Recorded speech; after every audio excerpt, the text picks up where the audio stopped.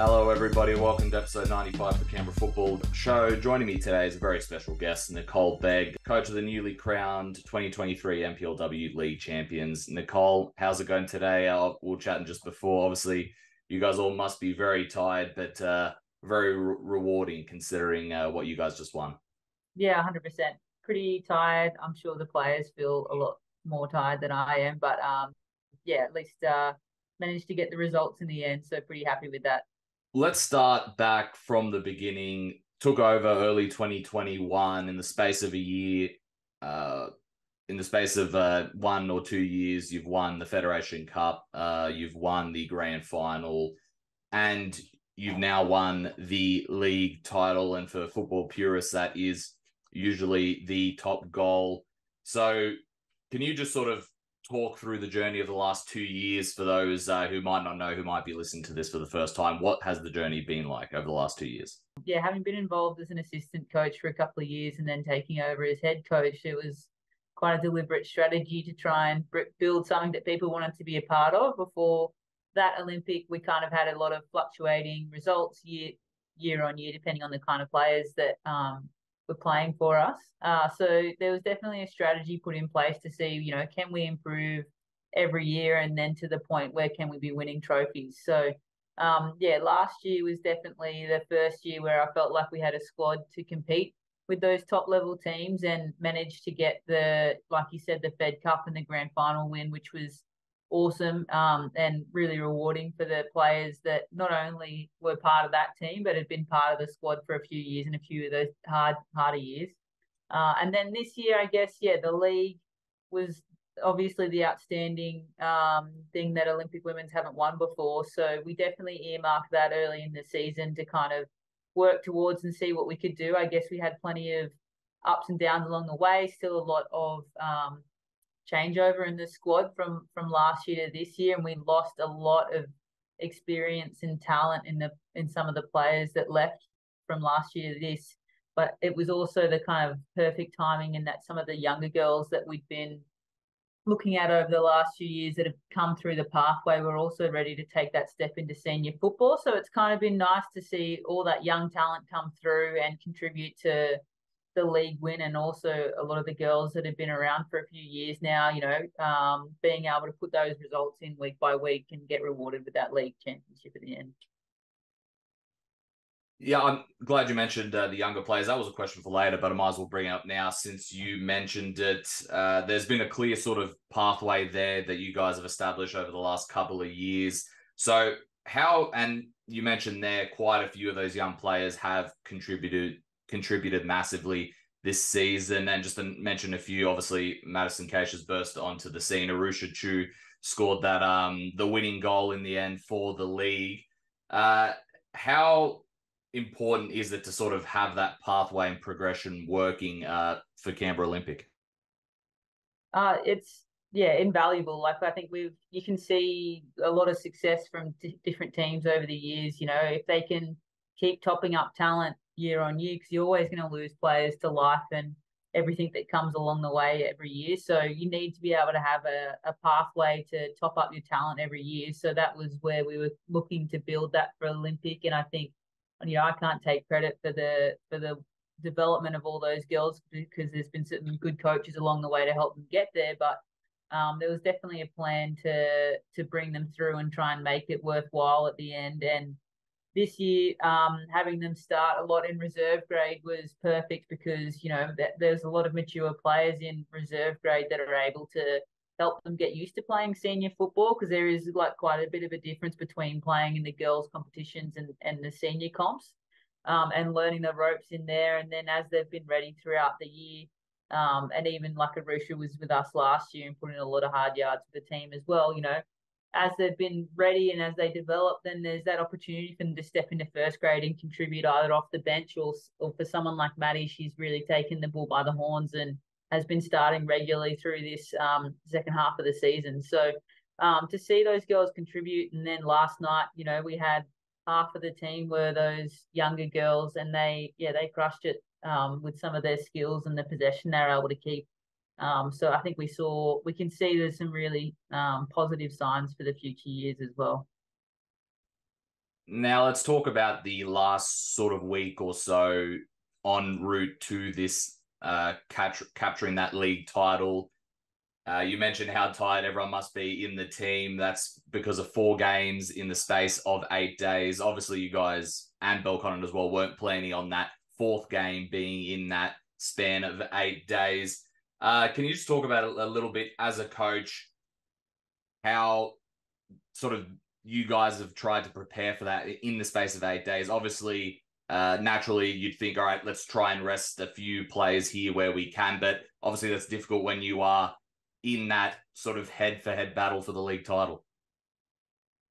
Yeah, it's quite, I guess, stressful thinking, it's all coming down to these last few games and you need to get a result in all of them without then also breaking your players and threatening, any finals hopes or, the next games down the track. So we've been carrying a fair few injuries this year as well and trying to manage those as we go. So that was also playing into our decision-making for the games that we had.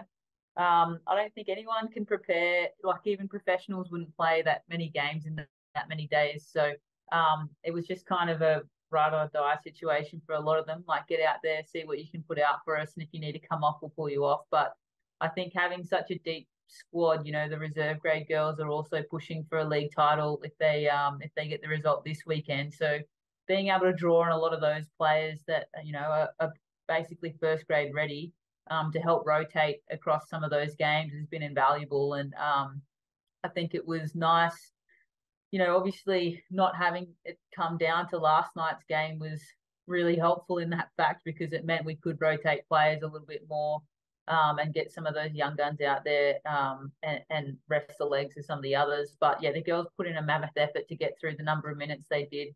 And some of them just coming straight back from injury into playing, huge minutes in a few games, in big games too. That is certainly the case. And you mentioned there, it didn't come down to the final game of the season. It came down to the second last game of the season. And that obviously talks to how competitive the competition has been this year. What do you make of how competitive it's been? Because for large stretches of the year, there was literally 4 teams in that title race until the last couple of weeks. And then it was just you and Belconnen. So what do you make of that this season? How literally until the wire, there was a race. Yeah, it's fantastic to see, because I think, in previous years, there might be 1 or 2 teams at the top of the comp and running away with it. So this year to see so many teams in the hunt, and like I said the other night, you could drop points against the bottom teams as well. Like, you had to get out there and put a result in against every team in the comp just about. And yeah, I think the teams that have finished in the finals, the other interesting thing for us is the totally different styles that every team plays. You get a different flavour when you play Deakin or you play Gungahlin or you play Belconnen.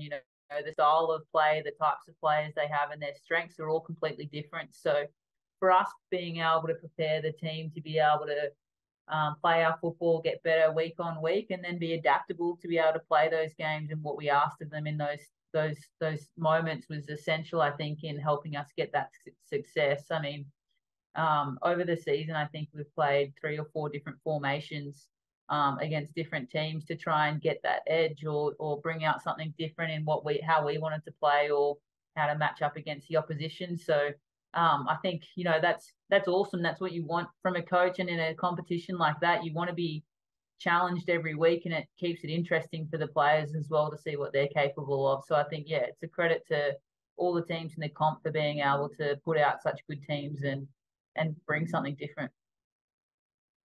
It certainly has been. And of course, the next step is finals after the last round for the rest of the teams this weekend. Simple one here, you might have already covered it, but what's the mindset heading to finals?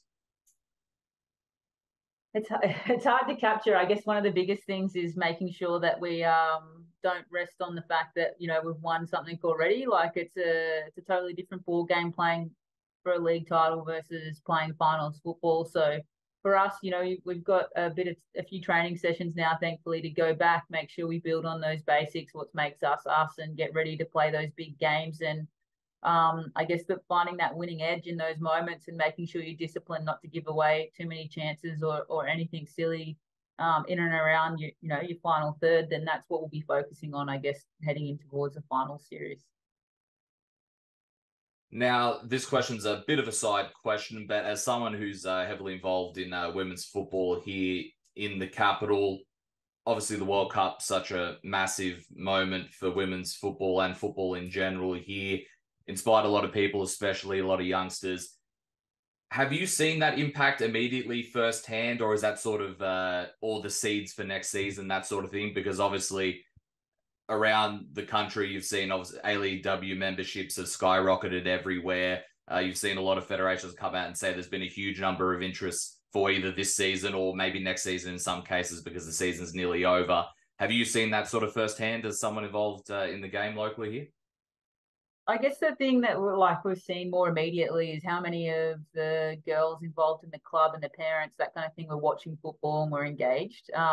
I'm not sure how many have been able to, there's not a whole lot of people that be staying up until all hours of night to watch European football or anything like that. So to have it at a time where it's accessible for everyone, there was so many of our girls from the club that went up and got games in person, which I think is just fantastic to see and to be able to support.